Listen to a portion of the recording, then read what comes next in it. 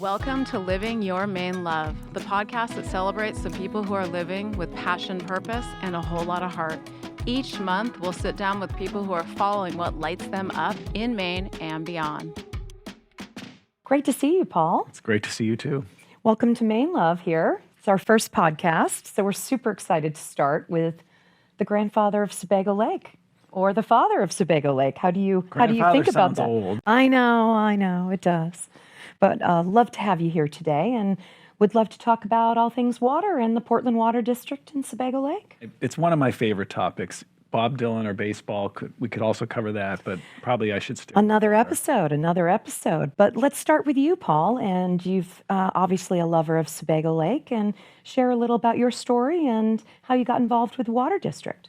How did I get? Well, I went to school for geology, and I just found after I got finished with that I just didn't connect with people enough. It was about the earth, which is fascinating to me, and deep time, millions of years, hundreds of millions of years. I found it very fascinating, but I just felt that it didn't really connect to day-to-day life enough, that it was a very select group of people that really cared about the details of it, whereas water, everyone cares about because we interact with it every single day. And so that's how I made the big pivot to, and this was quite a long time ago, working in the environmental field and water quality in particular. So we're a big believer at Maine Love that water drives community, and we see the resource of Portland Water District as supporting community. And so one of our theses around community is how do people think about the quality and the condition of their water, what they serve their family, what they serve their pets. And would you mind sharing with us a little bit some of your favorite Sebago Lake facts, given that we are sitting here in Maine in a beautiful state of water abundance and water replenishability. Could you give us some facts on Sebago Lake just to kind of orient the crowd, and then we'll dig in a little? There are a lot of facts, and we don't have time to go into great detail. Some of your favorite facts. But I'm going to talk about two things. I'm going to talk about quantity, and I'm going to talk about quality. We serve water, the Portland Water District where I work, we serve water to 200,000 Mainers. And our customers, and I'm one of them, so we drink 22 million gallons of water every day. If you multiply that times 365 days, you get 8 billion. So our Sebago Lake is providing 8 billion gallons of water every year. But there's more than 800 billion gallons in Sebago Lake, meaning more than 100 years in supply. That's an abundance that other communities can only dream of. It's so much water, and it meets all of our needs, and there's so much still left there. And if you're a water utility, your product is water. That's all people care about is your water, and we are fortunate that we will not run out of water in my lifetime, your lifetime, any of our lifetimes. And so that's just a very favorable place to be, because if you're a water utility and you don't have enough water, what are you? And now having that much water, a great abundance that's of low quality, well, you can engineer treatment to remove contaminants, but if you can have that much water of high quality, I mean, what else do you need? You have all you need, and it doesn't need much treatment. And Sebago Lake is so clean that it doesn't require filtration.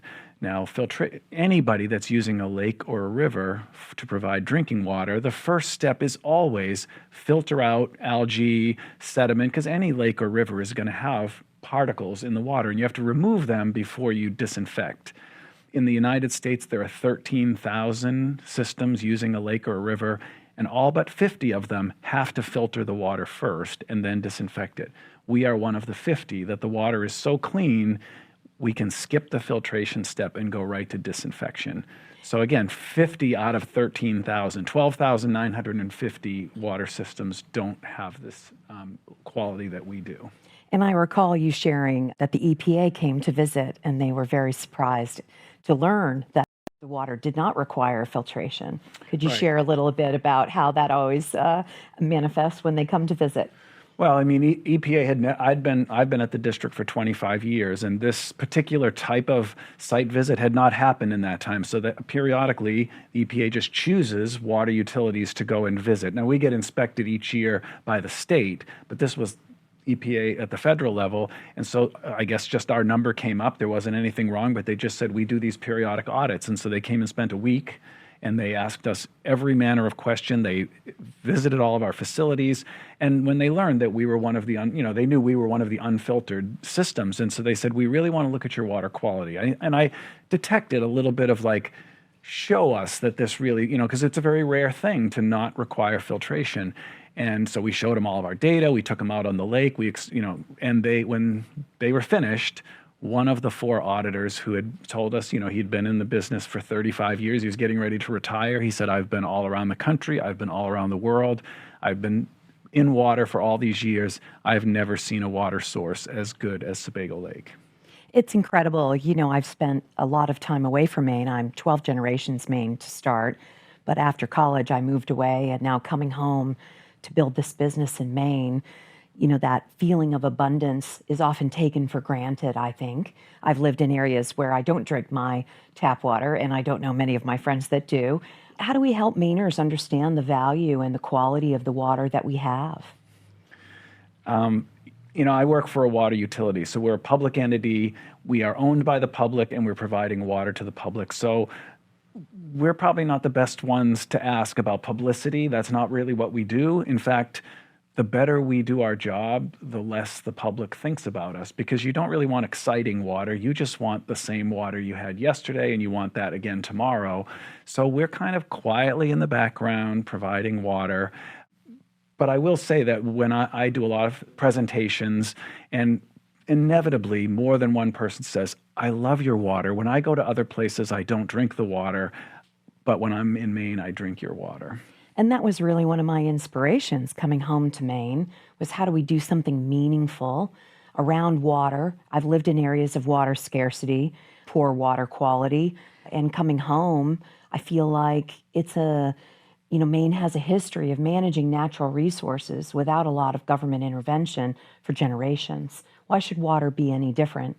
And so when we started Maine Love, we actually believe that we're a billboard for Sebago Lake. And we want to show the world that up here in Maine, we have not only amazing people doing amazing things, but we also have amazing water. People know us for lobster. People know us for forestry. Why should we not be known for water? So we really use that as our starting point of our main love is really Sebago Lake, because without the lake, we wouldn't have our product. And so we believe we're customers of the Portland Water District. And I wanted to spend a little time on sort of how we think about the economics of water, because I think fundamentally a lot of people take it for granted, especially because the water is so good in Maine. Just go to your faucet, Jen, and get water. Why are you trying to put it in a can? So, we use brewers that are already connected to Portland Water today to manufacture our product in a distributed fashion. For explanatory purposes, I would say I pay the brewer to put the water in the can. The brewer is paying the water district. And then what does the water district utilize that capital for, Paul? One thing about a water utility is 90% of what we own is buried and you can't see it. And yet the whole system won't work without all the 1,000 miles of buried pipe that we have to maintain. And the way we maintain it is our customers pay for water and we use the money to maintain the system. And the more customers we have, the more water that is being canned and sold, that's more revenue for us. It just helps to pay for the cost of all the pipe network that we have to maintain. There's also treatment facilities and there's vehicles and everything else. All of our infrastructure has to be maintained, but we don't turn a profit. We sell water to our customers and we use the money to maintain the system. So having more customers only benefits all the ones who are on our system. And in our mind, we see our product as an alternative to alcohol, alternative to single-use plastic. Pick your mantra here. With people drinking less, there's also the brewery economy in Maine that is under some pressure. And so we believe we're helping them diversify their revenue, but ultimately, all the products they make are made with the same water. And the same water coming through the same pipe network that needs to be maintained. And there are 200,000 Mainers that rely on that infrastructure. So helping to more customers means more revenue, means better maintenance of the system. That's our economy. And maybe thinking beyond Sebago Lake for a minute, Paul, what's your favorite body of water in Maine? Other than Sebago, because we know you're supposed to say Sebago. I live in Cape Elizabeth and I swim in Casco Bay and I love Casco Bay. And by the way, that's where the water ends up. After it leaves Sebago Lake, it eventually winds up in Casco Bay. We're also a wastewater utility, so people who buy our water borrow it and then give it back to us, and we treat it and return it to Casco Bay. And so I'm quite fond of Casco Bay. I think it's beautiful, and it's I get to see it every day. I agree. I also see it every day. It is a joy to be home looking at Casco Bay every day. And so when you heard about mainelove and you've met us a few times, how do you perceive that brand? How does that work in your mind once you learned about us and our positioning? I hate to be so transactional, but I just see more it's more customers, because you're distributing the water even beyond the borders of Maine. So those are people who wouldn't otherwise be able to access our water, and therefore it's new customers essentially who are providing. Again, I'm very parochial in saying we're about maintaining this system so that it works for the people for the next 100 years, and that requires income. And so I see all users of our water, breweries, there's several beverage manufacturers in Portland. You're just another one. And I'm proud of the fact that you can sell water that's just our water.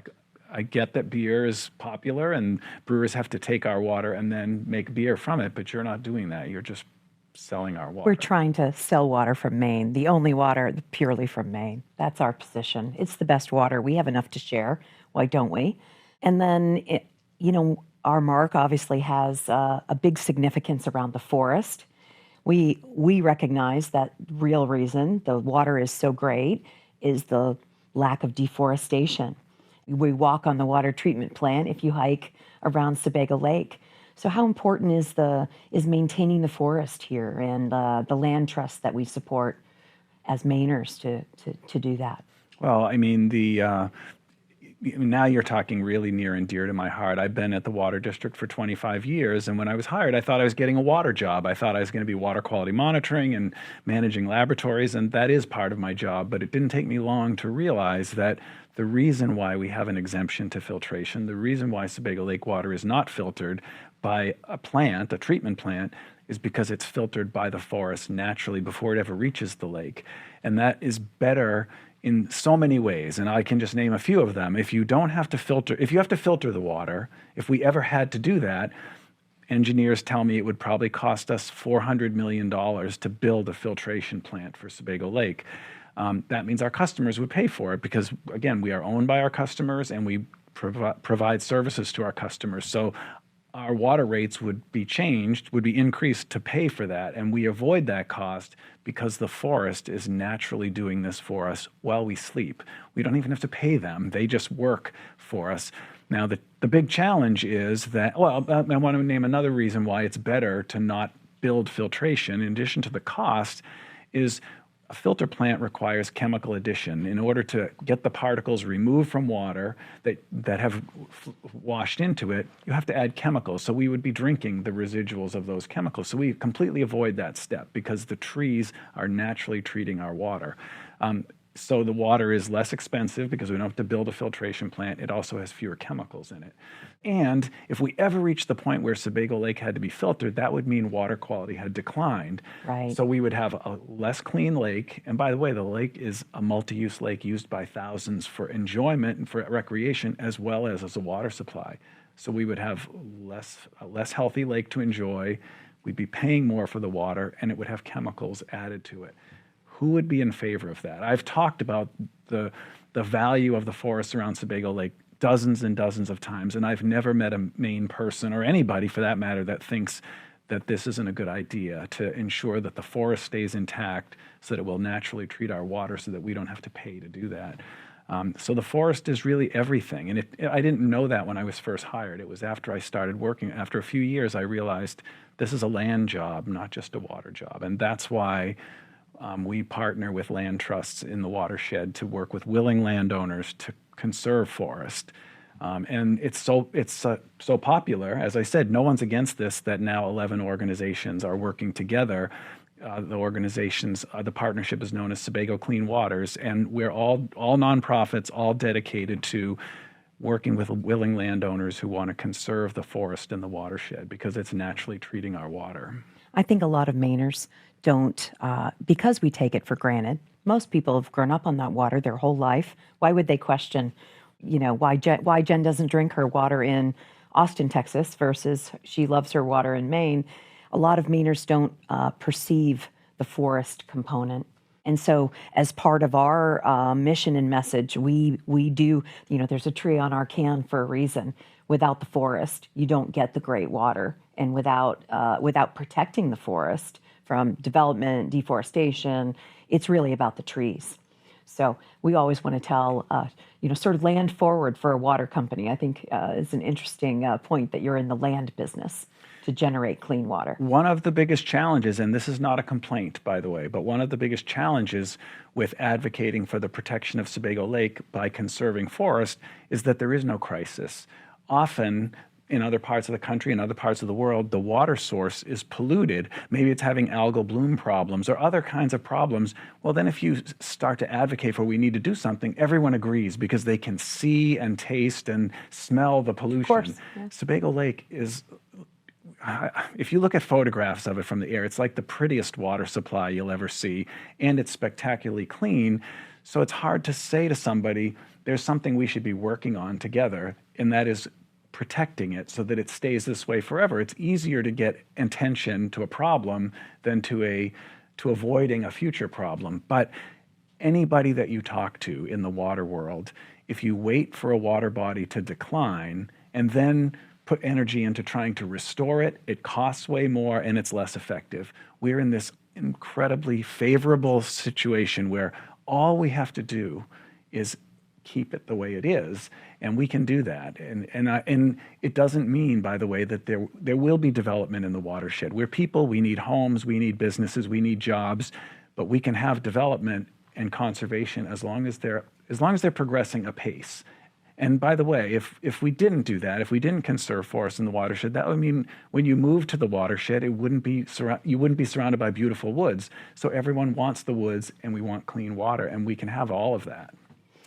Well, the word, any product with the word Maine on it statistically sells better because most consumers outside of Maine consider Maine to be of pristine quality, artisanal, hardworking, humble people.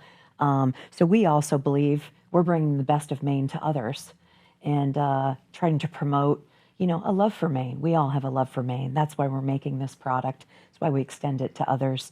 If you were to describe your Maine love, what would it be? How would you describe what you enjoy personally as your Maine love? I know you're a musician. I know you're a big reader. But what is it that you would call your Maine love? I mean, I have a fondness for Maine because I came here. I'm not from Maine. I was born in Massachusetts. But it wasn't until I arrived in Maine when I was 18 that I said, how have I not lived here my whole life? It just feels like it suits me more. I love Massachusetts, by the way. I still have family there. I love the Red Sox. I still love to go down to Massachusetts and visit, but then I have to come back to Maine because it suits me. It's less crowded. All the things that you said that are sort of Maine values matter to me. My girls were born here, and so I have a deep love for Maine and woods and waters. I mean, Maine is about woods and it's about water, and that's really what the Portland Water District is about, and really that's what your product is about. And we've tried to really work hard to make our product very accessible. Everyone drinks water. Mm-hmm. Since the origin of time, water has driven community. Lions will lay down their claws next to antelope to drink out of the same watering hole. So we really do believe that we're driving community in event stadiums, in colleges, in places that have a mission or a vision to eliminate single-use plastic on their campuses or in their environments. But more importantly, I believe we sit at a moment where consumers really want a choice of what they put in their body. We sit at sort of a health span moment where especially younger consumers that are statistically drinking less alcohol, they have lots of other choices, but they do say they want water or sparkling water. So we are sort of trying to meet that customer, whether they're hiking, biking, They love yoga. Everyone drinks water that is active. People in Maine are very active. We actively relax. That's how we describe that feeling. And we want our water to support that and bring that essence of Maine with it wherever it's drank. Well, I've worked for virtually my entire adult life in the public sector. I believe in public service. I love public service. And because I love that it's shared. I love the library because we all share those books. No one owns them. We all own them together. And really, that's true of water because there's not rich and poor water. There isn't black and white water. There isn't gay and straight water. There's one water. We're all sharing it, and we all protect it together. We all consume it together. It's our water, and I love that it's for everybody equally. That's beautiful, Paul. Thank you so much. Are there any new practices in the industry that you're particularly excited about? Kind of shifting back to maybe a little more technical. Obviously, we have the forest. We have an incredible source. We're up in Maine. We're proud of what we have. We do our best to take care of things. But we should always be mindful of new technology. And especially in Maine, I think we're often think about that second. So are there some new technologies that you're excited about in the water world? I mean, I'm not the best person, and I'm not very handy. I'm just going to tell you. I have 180 colleagues at Portland Water District, and some of them can fix anything. They can build anything. They can conceive of infrastructure that I can't even conceive of. So I'm not the best person for this. But I do pay attention. And I will just tell you that one thing that is very new, or in the last 25 years anyway, which is new in the water world, is really like all that buried infrastructure that I talked about is maintaining it requires that you know where it is, when it was put in the ground, and have databases to maintain all that. It's called asset management, and it's a trend in the water industry. It used to be you built things, you buried them, and then you waited for them to leak, and then you said, oh, that pipe needs to be replaced. And that's really not the best way to go because people don't want to wait while you're repairing the water main. And so being proactive and knowing when things need to be maintained is really, we have something like $300 million worth of assets in the ground. And unlike my car, if my car breaks down, well, I call my wife and she drives me to work for a few days while it gets repaired. And so there's a little inconvenience, but it's minor. But if there's no water for a time, that's huge. And so just building our assets and knowing when they're built and knowing when they need to be maintained and doing that automatically, having computers do that for us so that we're not waiting until it breaks is a big trend in the industry, and the district is very committed to that. I would also say that another big trend in the industry is what we were already talking about, which is there's gray infrastructure and there's green infrastructure. Gray infrastructure means things that you build to convey water, to treat water, and certainly we're always going to have infrastructure to do that. It's expensive, it has to be maintained, it can break. Green infrastructure is a term meaning, if you can keep the woods, then you won't have to build as much gray infrastructure. And so it's like a combination. It's part of your asset portfolio is healthy green infrastructure means less gray infrastructure. And I think that's a really important point at this moment in time as communities are discussing removing fluoride or what chemicals are actually in their water and understanding that in other communities. I think that, again, we take it for granted because it's always been so clean. Other communities can't afford to take that for granted, and it's quite a debate. So if you can avoid the debate, we sit in a land of such abundance. What can Mainers do as an average person to, feel like they're contributing to protecting the lake?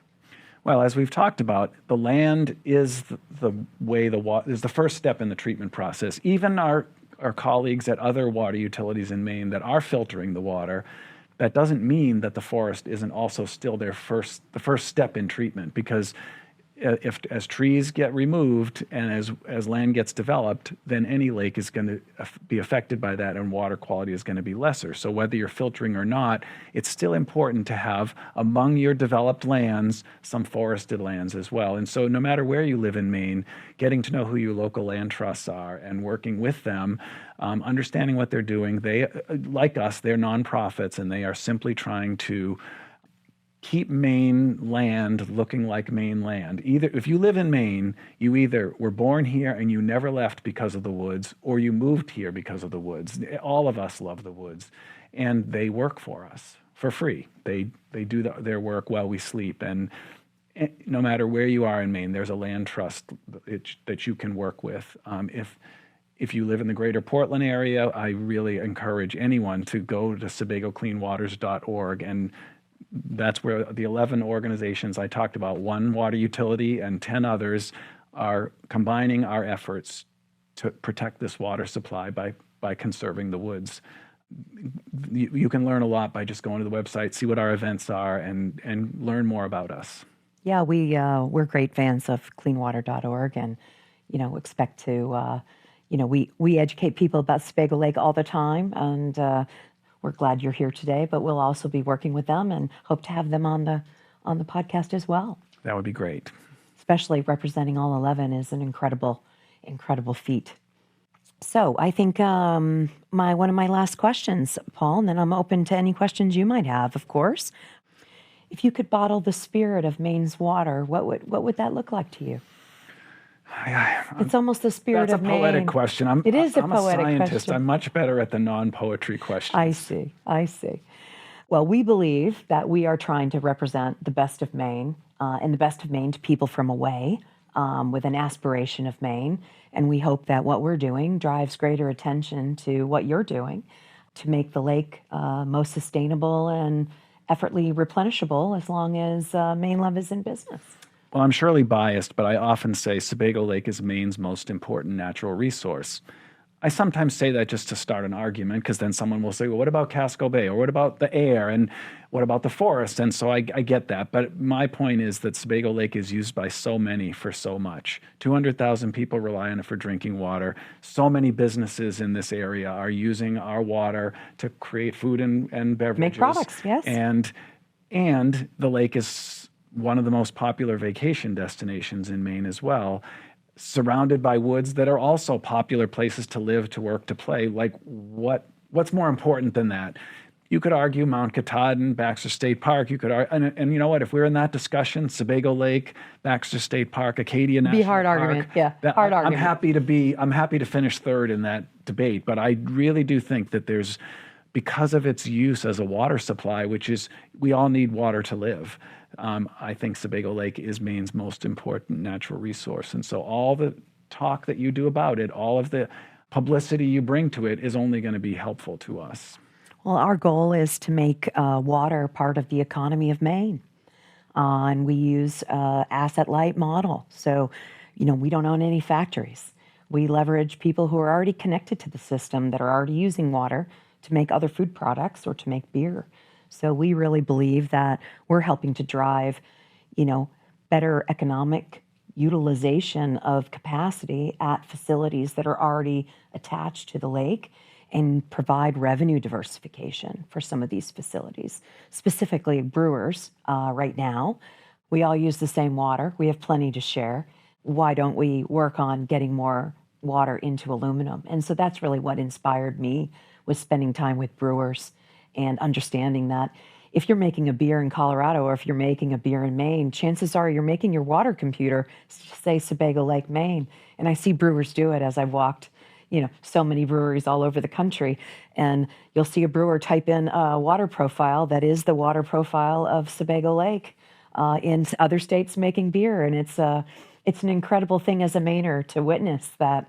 Wow, a brewer in New York or a brewer in Colorado, which also have amazing water in those markets, make their water formula to actually be Sebago Lake because of the pH level and some of those factors. So really what we're doing is helping drive economic diversity in a state that's done a beautiful job historically of managing natural resources. Why wouldn't we want to manage water in the same way and really drive economic diversity for people that are already connected and making food and water products.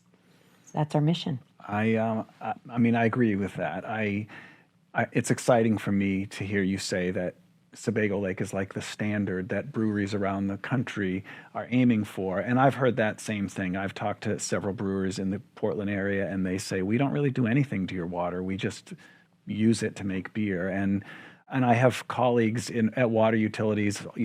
I've talked to a lot of people, and when they see our source water, they think we're faking it. Like they look at it and they're like, "There's no way that's what you start." I have actually gotten that feedback because we show a beautiful aerial picture of Sebago Lake in some of our materials, and people think that we have photoshopped the photo. They don't believe that it's a real photo of a real lake that is the water source for southern Maine. It's real.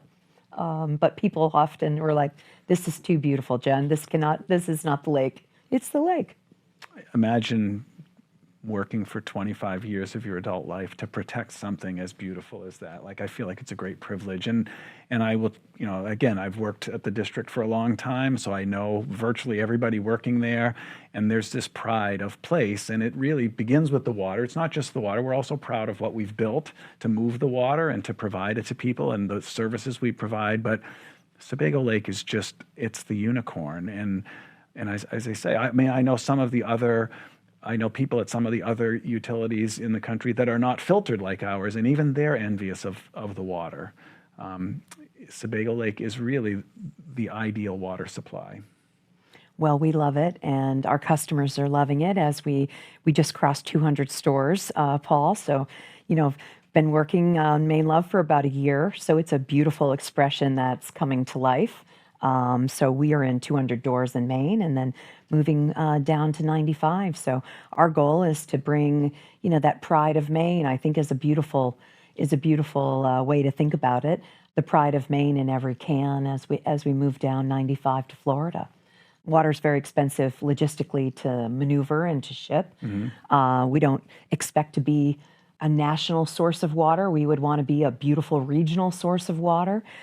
That's partially for the earth. We should not be hauling water to, lots and lots of places because it's so heavy. It drives so much carbon. But what you realize once I sort of started thinking about this business is there's really capacity in every step of the process. Trucks drive half empty. Brewers don't use their lines all week long. So every step of the process, including even getting my water to Boston, it'll end up getting backhauled on a truck that comes up to Maine full. But when it goes back to Cisco, it's going back filled with water on a backhaul. So, there's this capacity in every part of that network. And that's really what we're trying to show is that you can build a beautiful brand with beautiful people in a distributed fashion that represents the best of Maine and our values. And I'm really proud to be here with you a year almost to the day, Paul, of when we started the company. It's amazing. That's exciting. And that capacity that you're talking about applies to us as well, because we've built infrastructure, and we can move more water through it, but we only provide as much water as our customers need. So if we have more customers and that water is being used more, that helps pay for the infrastructure that we've bought and that we're maintaining. So that there is capacity within our system as well. Well, our focus is really on the biggest impact that aluminum can make against single-use plastic. So you'll see us starting to show up at a lot of stadiums where you can impact a huge amount of people in a short period of time. Our focus is also on recycling. A lot of people don't recognize that glass is actually very difficult to recycle in rural communities. So one of the reasons that we've been focused on aluminum is everyone knows how to recycle aluminum. And brewers, of course, produce 16-ounce cans, so it's a beautiful marriage. But I also, in this journey, have really learned that, glass, colored glass specifically, is very difficult to recycle in rural areas, Maine included. Most of that is pushed down to Boston or to other communities to be processed. And so one of our other pillars is around recyclability and to make sure consumers really feel like their choice makes a difference. So you'll start to see us at venues and colleges, places that use a lot of bottled water that are really leaning into, we'd like to eliminate single-use plastic on our facility, on our campus. And that's really our mission, is to provide that water as the best of Maine. So we hope to sell a lot of water for you, Paul. Please do. And we hope a lot of consumers learn more about Maine and the quality of Maine and the quality of Maine water by drinking our water. So we are really thankful to have you today. And thanks for having me. as I say, it's one of my 3 favorite topics to talk about. Well, we'd also know that you do a lot of education, K through 12. You do a lot of speaking, and you often want to bring water to share with students. We would love to support you on your education journey as you do that, and that gives you the way to bring water with you wherever you go. I'll be in touch. Definitely.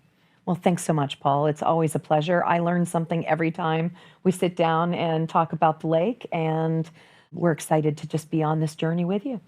It's great to be here. Thanks. Thanks so much.